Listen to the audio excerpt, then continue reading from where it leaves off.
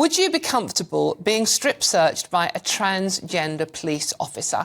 Currently, officers who were born male but identify as female are allowed to strip search female suspects if they have their gender recognition certificate.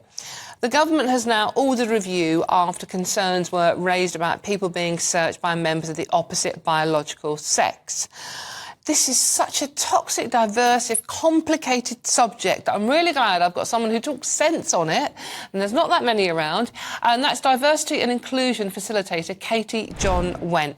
Katy, thank you so much for joining me this afternoon. This is one of those topics that instantly gets people screaming at one another. Understandably so in some cases, however. I like talking to you, a voice of reason. Now, what do you make of this story? It's a difficult one because we've actually got three laws that, or if not more than three, four kind of laws that are in play here. We've got the Police and Criminal Evidence Act of 1984. We've got the Gender Recognition Act of 2004. We've got the Equality Act of 2010, and we've got Human Rights Acts, etc. And they all none of them kind of meld perfectly. And what it actually does leave room for is codes of practice, is common sense, is kind of best practices. And for years, we've kind of muddled along with best practices. And then people have come along with absolutist attitudes around sex and gender in both directions, in the sense that no man is ever a woman, or that a trans person is absolutely a woman. When you have these two absolutes, you then get these situations where, okay, so what do we do in this situation? And the searching situation works both ways, in fact, because you've got the issue around what do you do with trans detainees?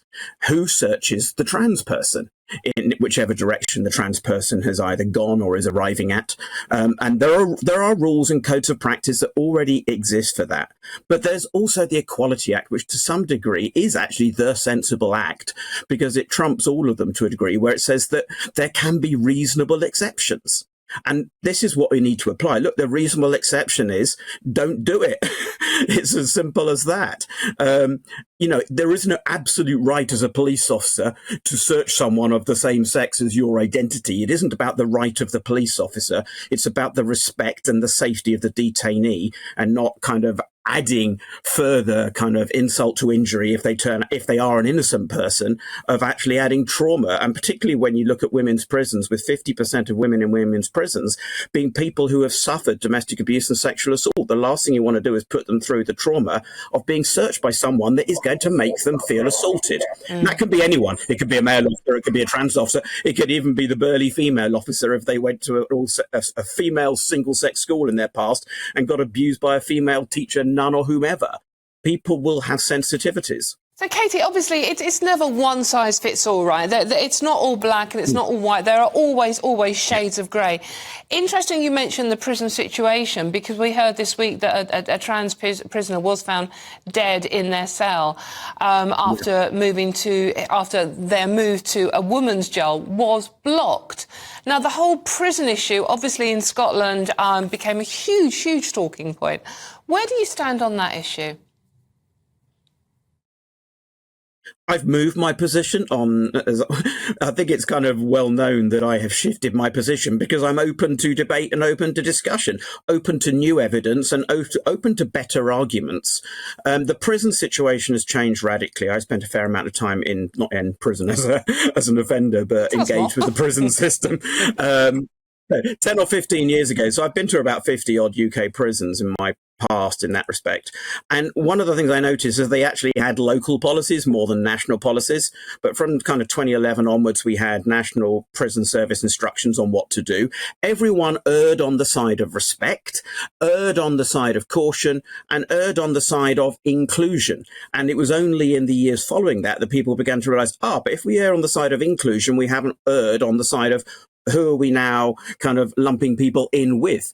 And there were a number, going back 5-6 years or more, a number of transgender suicides in prison. And that led a lot of people to err on the side of caution. Quick, get them into the women's prison to avoid suicide.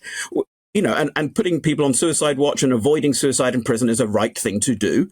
But also putting transgender prisoners, particularly those who are still male-bodied or have a history of sexual violence, etc., should not be transferred to the female estate. The easy answer is come up with a third solution, which they have already done at one prison, which has a transgender wing. What they should do with 250 prisoners, of whom 70% have been convicted of sex or violence related crimes, although that doesn't mean always that they're a perpetrator. They could be in for sex work, in that sense. But that number in there, but 25 of them are transgender men. It's not just trans women who have these crimes linked to them. But with 250 people, you've got capacity to create a transgender jail and to separate it by the different transgender sexes and genders and the degrees of risk and violence to each other. It's something that's been considered in the past in Italy and in California. And I think they should actively do it in the UK, and it would solve everyone's rights and safety. There's so much mess around this, isn't there? Finally, Katy, one other thing I wanted to talk to you about was Suella Braverman has spoken out again about how she fears she could be criminalised if trans conversion therapy is banned. I mean, her viewpoint is that if you are a boy, you cannot become a girl and vice versa. Now, she fears, just by explaining that to her children, that could see her criminalised, if you were. Where do you stand on the trans conversion therapy? Well, having kind of undergone it many years ago, by choice, actually, because I was trying to avoid being trans. So I actually went through transgender conversion therapy, but then I actually also just went through regular therapy, which wasn't kind of affirmative. It was just explorative, and it was really, really helpful. I don't think that as any situation you should be kind of penalising people who actively seek out therapy. But there's no way which anyone should actually sensible be thinking that we're going to start criminalising stating fact. Biological facts. I'm male. I was born male. I'm trans. Those two can both be true, and it's possible to state fact without getting your kind of knickers in a twist in that sense.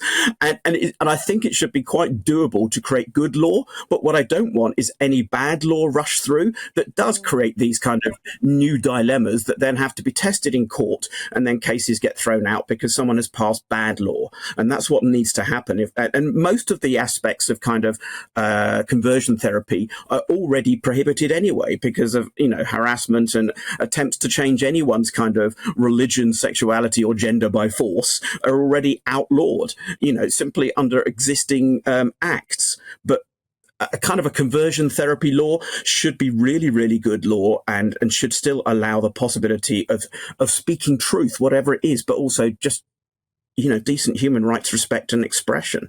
Absolutely. Katy, just one final very quick question, yes or no answer. Do you still read or watch anything by J.K. Rowling? I've said this on record before. I still love Harry Potter, and I would still sit down for a wee dram with J.K. Rowling anytime to discuss these things. We should never have got to the position where we stop discussing things and putting people in permanent sin bins at extreme ends and just allowing people to become kind of more kind of siloed within their viewpoints. I always engage across the barricades, and I don't actually see myself as on the other side of any barricade, but usually in the middle of the road being run over by everyone. Katy, always a joy to talk to you. Thank you so much for joining us today, and thank you for being a voice of reason in a debate that gets so toxic. That's Katy John Went there. Thank you very much.